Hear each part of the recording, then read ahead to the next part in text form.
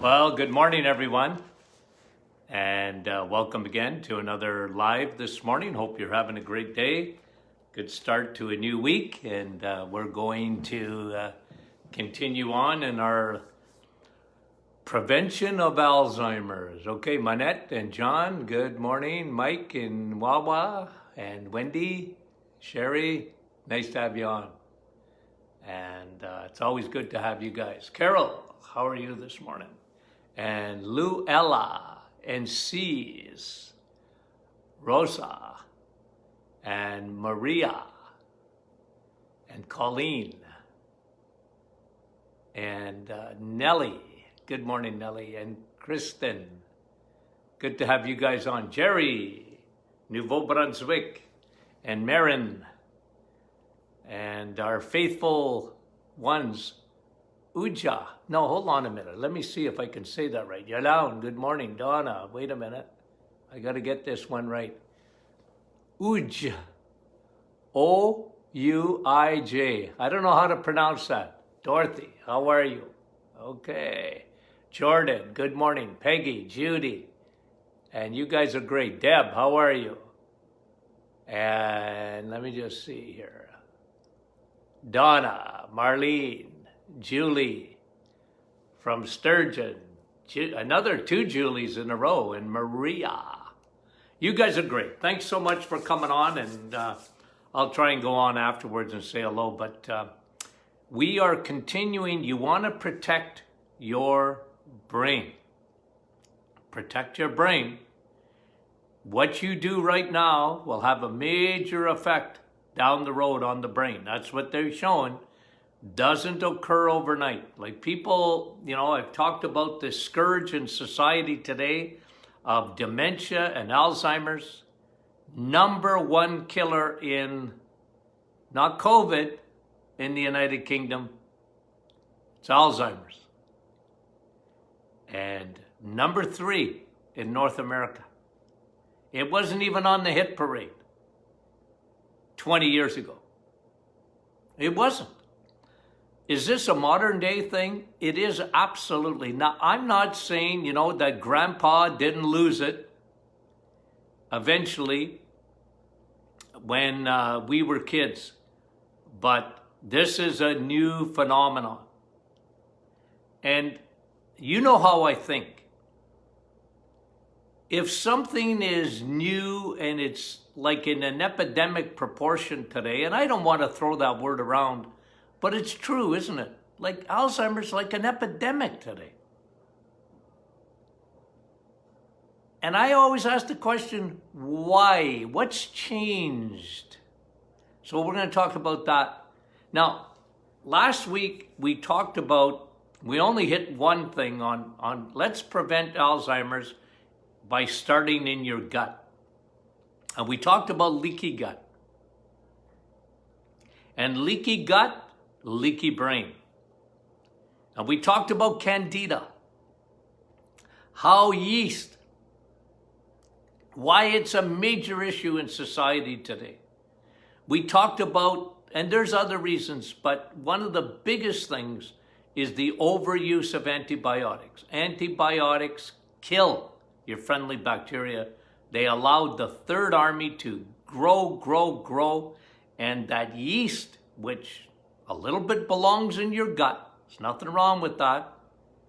But when it gets overblown and it travels in the bloodstream into the brain, we talked about when they have done autopsies, they found that, this is years ago, by the way, that you looked at MS, you looked at Parkinson's, and they would find yeast in the brain. And now we know, too, that it is a factor in Alzheimer's. So we covered that last week. If you're not sure, you want to watch it again, go ahead and watch it again. Or if you wait till the podcast come out, okay? So we're going to talk about that. And here's, let me talk about a couple of other factors when it comes to Alzheimer's, okay? How you can prevent Alzheimer's. Now, one of the things that they've shown is what they call small vessel disease, meaning in your brain the circulation gets affected. Okay? And blood pressure. Keeping your blood pressure regulated is very important for the health of your brain. So when people have high blood pressure, it can be a major factor in Alzheimer's and of course in strokes and whatever. But again, if you look at blood pressure, what is the major cause of blood pressure? A lot of people would say, well, it's salt. Unfortunately, cardiologists have gotten almost everything wrong. Anything that they've said, don't eat fat, fat gives you cholesterol, not true.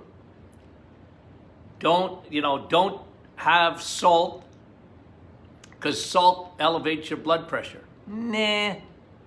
Look,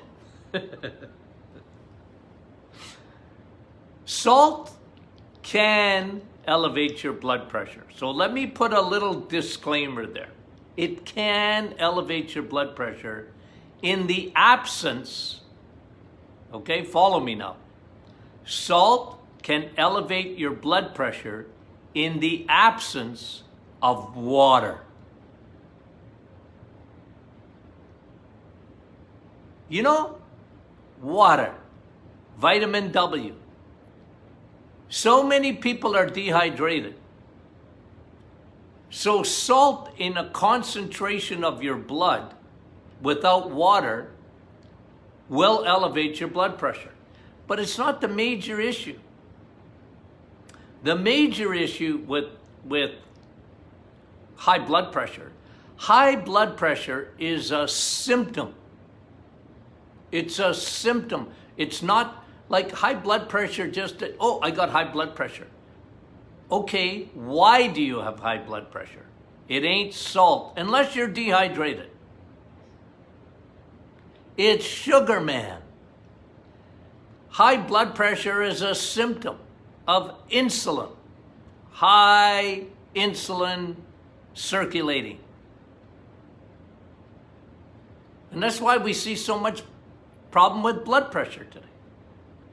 And if your blood pressure is high, you're much more likely to have a stroke or a heart attack. But it's amazing when you cut your carbs down and sugars, how many thousands of people over the years I was able to lower their blood pressure. Because it wasn't the salt, it was the sugar. Now, the other thing that I did,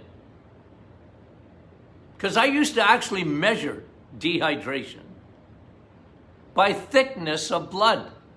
We called it the viscosity of blood. I was a big guy on that. I told thousands and thousands of people in my office, you got thick blood. That's all right if you get hit by a truck, but it's not good for you when it comes to your blood pressure. You need to start drinking water. And only water is water. And I'd give them my little lecture. And I'd do the finger. No, because they were dehydrated. Oh, doc, I don't feel thirsty. That was men, okay? 99% were men. They're so stubborn. They don't listen. And ladies too, but I used to tell people, look, you got a headache? You're dehydrated. What? Yeah, you got a headache? You're dehydrated. Yeah, but I drink water. Nah, not enough. Men, oh, I used to get so uptight, stubborn. They don't listen. Right, ladies? Yeah, most don't. Except the ones that are on the program this morning. You listen. Men are very, we're from another planet. So, okay, now let's talk about sugar, okay? Now this is repetition, but repetition is the super glue. Okay, repetition is the super glue so that you remember this stuff. Okay, so I never apologize for repetition.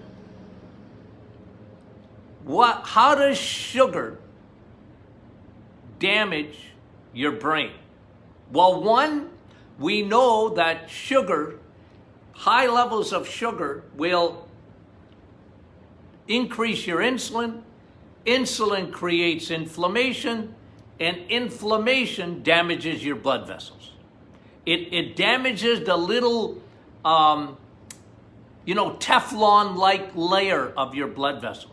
You see, when people get plaque, when people have damaged arteries, they get, oh, doc, my carotid artery is 90% blocked. How did that happen?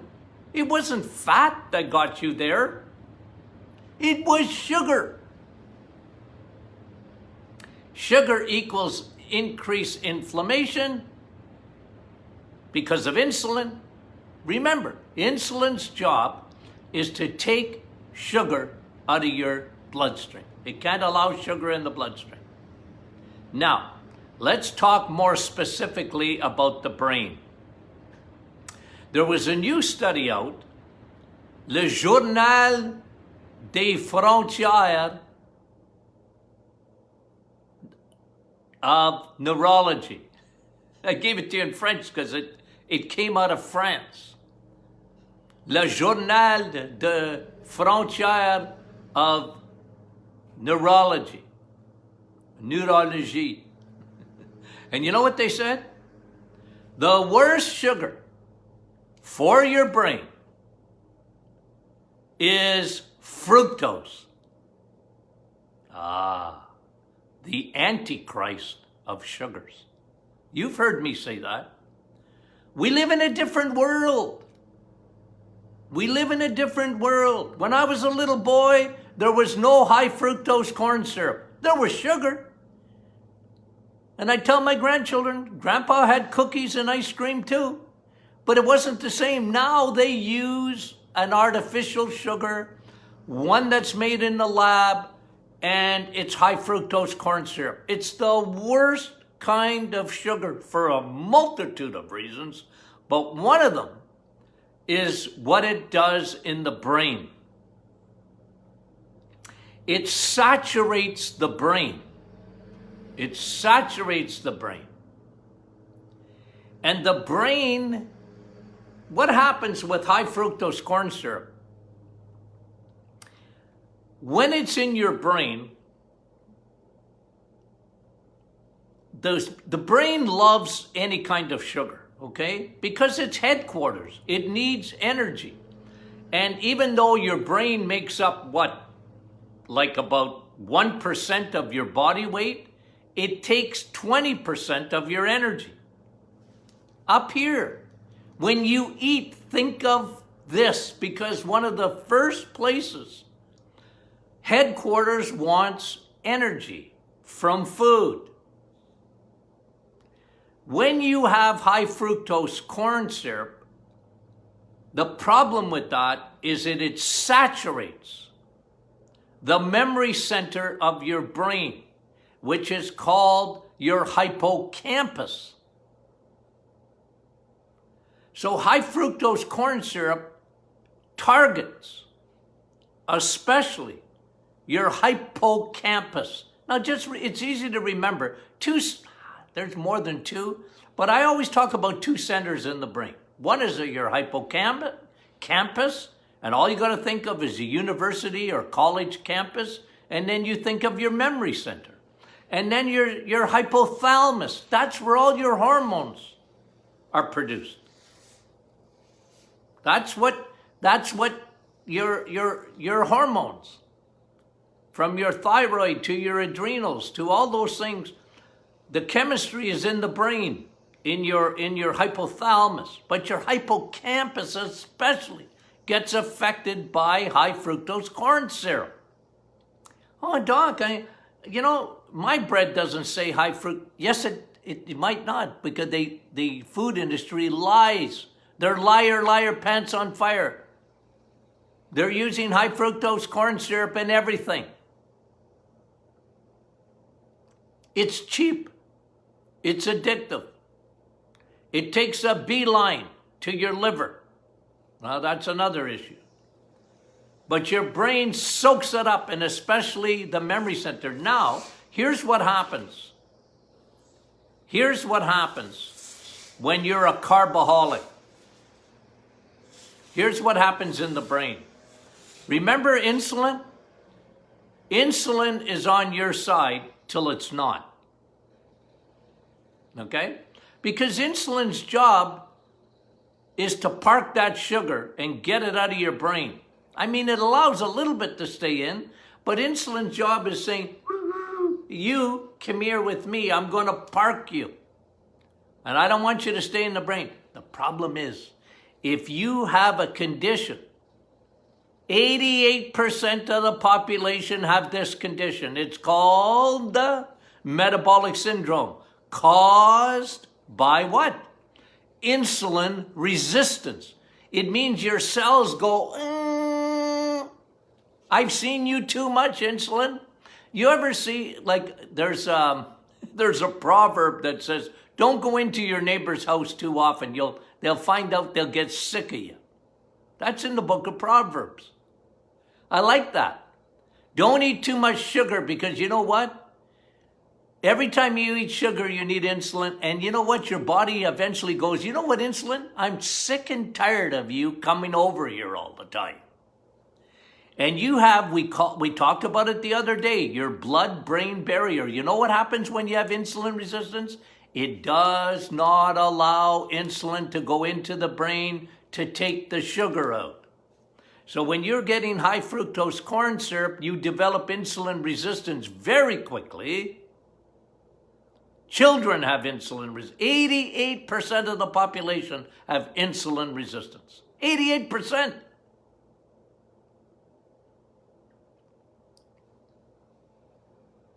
Now, you can fix that, but I'm not talking about fixing it right away. Let me talk about the problem.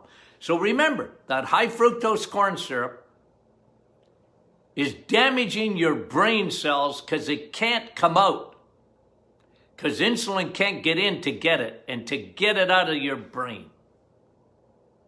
This is one of the major reasons. And never mind what this sugar does to your blood vessels. You get a double whammo. You get it damaging your hippocampus, and then you got it damaging your blood vessels. And you got your microcirculation up into the brain, your little capillaries. They get damaged. They call that small vessel disease. A lot of people with dementia and Alzheimer's have what they call a small vessel disease. Damage to that Teflon layer of your little microcirculation up in your brain. Your carotid artery is macrocirculation. It's big. But up here you got small vessels, and they get damaged. And you don't even know it. Oh, your brain, I'm not as sharp as I used to be. Well, there's a start. But you can reverse this. This is why I'm so excited to tell you this. You can reverse it. Your body is fearfully and wonderfully made. It will regenerate. This is why I'm so excited about the reset. I read a little thing online this morning, on our Martin Clinic Facebook group, okay? If you're not part of that, join, please. But this lady put a little testimony. She'd been on the reset 2 weeks, and she's going, I've only lost, what did she say, 3 pounds or something? And she's mad. But the reset wasn't made for weight loss, even though it's the best weight loss program in the world. I don't care. You put it up. Nothing's better for you because it's the healthiest. But it was never created. The first thing that the reset does, it fixes fixes insulin resistance. That's what I'm aiming for. It empties your liver. So, I can't even remember her first name now. And I get it. You're mad. But you have no idea what you've done to your body. You have no idea what you've done to your brain. How you've helped your brain in just 2 weeks. Years of damage can be reversed in a short period of time. But don't wait till you get Alzheimer's, because when you get Alzheimer's, you're not going to do the reset. You won't remember. Fix now. Repeat, repeat, repeat. The super glue for learning. Seriously. So this is why I emphasize it. It's like sugar is so destructive, but it's not even your glucose. It's fructose. That's why I even call fruit, bananas and grapes and apples. I call that God's candies. Don't have too much, because we live in a different world with this fructose and what it does. And I know it's hard to understand that, but that's how your body is made, guys. And by the way, there's no sugar in the world that causes leaky gut like high fructose corn syrup. On its way to the liver, let's say you have a soda. They don't use sugar in soda. They use high fructose corn syrup. Every one of them. From Pepsi to Coca-Cola to whatever. On its way to the liver, and it goes rapidly to the liver.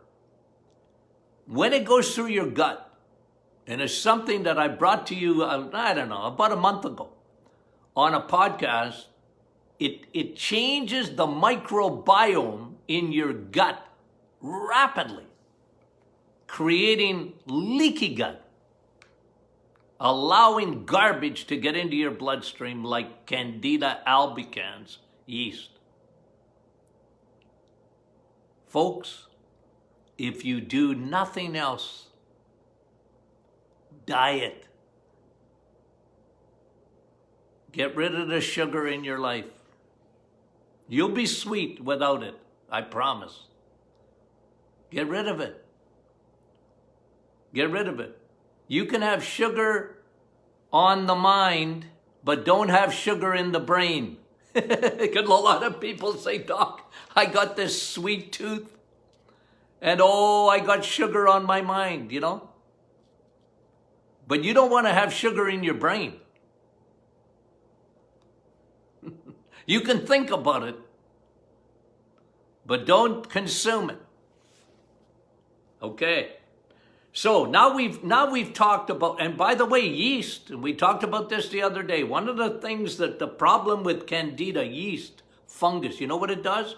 It carries heavy metals across the brain. So we talked about that. Because a lot of people think, well, it's heavy metals. It's mercury, it's lead, it's cadmium. Yeah, but they will never get into the brain without yeast. So if you fix the yeast, and by the way, fat. Not fat that you're eating, but fat that's in your body, okay, around your liver, will accumulate heavy metals. But to get into your brain, to cross the blood-brain barrier, they need to be transported by yeast or Candida.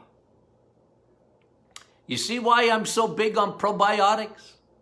People tell me, Doc, I want to get rid of heavy metal. How do I do that? Well, don't feed the yeast, and 2, take probiotics. Because the more friendly bacteria you have, the less yeast. Yeast can't live in a healthy microbiome. They can't. Can't survive. Because good bacteria, especially the ones with L. rhamnosus and L. reuteri, those are the ones that keep yeast at bay. Good to know, eh? Good to know. Okay, so we talked about fungus, we talked about circulation, and I think I'll wait till tomorrow to do another one. I think this is interesting. We'll do this one tomorrow because I want to continue the teaching on keeping your brain. So remember what I said. Let me just do a little bit of refresher again.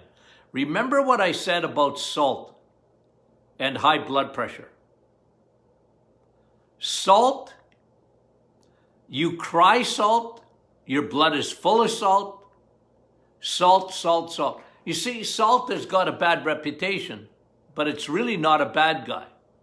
It only becomes dangerous when you are dehydrated. I must emphasize water. You want to keep a healthy brain? Water. Vitamin W. Now, I emphasize this a lot because what keeps, think not only of your kidneys as Niagara Falls, but your blood. Remember now, you got 60,000 miles of blood vessels. If you strung out all your arteries, your veins, and your capillaries, okay? If you strung them out together in one line, they go around the equator 1.5 times. 60,000 miles in your body. But what bugs me is no one talks about the importance of your blood flow. Your blood flow. It's a river. It's a river. The life of the flesh is in the blood. Yeah. And you can't live without blood. You can't live without it. But your blood needs to move. You don't want it to be stagnant. You don't want to be clotting too much. You only want to be clotting when you cut yourself. But your blood needs to flow, and there's nothing that makes your blood flow, even up to headquarters, like water. And most people, like I said, are dehydrated. They don't drink water. Doc, I drink juice. That's stupid. Doc, I drink tea. That's stupid. I know, but it's 99% water. I don't care. It doesn't get into your bloodstream like water does. Did you see my little, my wife made that picture. You see the coffee there? Now coffee, you know what it is. It's vitamin C. And I mean it. It's better than vitamin C. There's actually a thing, I'll talk about this. How good coffee is for your brain. I knew it. I read it over the weekend. Another study on coffee. How good it is for your brain. I knew it. You know why? It's very anti-inflammatory. It's better than vitamin C. It is. Because it's the real vitamin C on the Martin Clinic. But vitamin W, you need water. What's the best water? Well, any water is good, but the best is spring water with minerals in it. Now, you can take it out, a lot of people have, the mechanism on their fridge and they drink, and that's good. It's filtered water, no problem. What I do recommend, though, put a little bit of mineral back in it. Put a little pinch of Himalayan salt or sea salt. A good quality Himalayan and sea salt. Put a little pinch. And now you got alkaline water. Yeah. And you need to drink 2 liters every day. My American friends, that's 64 ounces. And oh, by the way, a new study came out. Again, I tell you, there was about 7 or 8 new studies this weekend that I picked up. One of them said, the best thing you can do for your body when you get out of bed in the morning is have 16 ounces or 1/2 liter of water, cold water. Now, all water is good. All water is good. But this is a study that showed this gets your metabolism going like nothing else. You're dehydrated overnight. I don't care who you are, just sleeping, you lose fluid. Just sleeping. And it's a habit. Form a habit of drinking water first thing in the morning. Think of brain. Think of your heart. Think of your circulation. Think of that 60,000 miles of blood vessels. You want your blood to flow. To put the cold water, that gets your thyroid going in the morning. Did you know that? It stimulates your metabolism. Simple things that you can do to protect the brain. Your body is 75% water. Your body, you're like planet Earth. Okay? There's a lot of water on planet Earth. So that's what you do, guys. That's what you do. Okay? So, tomorrow we're going to look at one more thing on the brain. Yeah. And then we'll recap maybe a little bit of what you can do. But I want to talk about, this is something I've talked about a little bit in the past, but I'm going to be very, very specific tomorrow on what medications you need to avoid long term if you want to protect your brain. Okay, we'll talk about that tomorrow. Okay, so if you have any questions for our question and answer Fridays, okay, happy to, we covered a lot of territory last Friday, and happy to do that. If you can, please share this with your friends, okay? Because it boosts the algorithms of our Facebook. And you guys do this. You make it very popular, okay?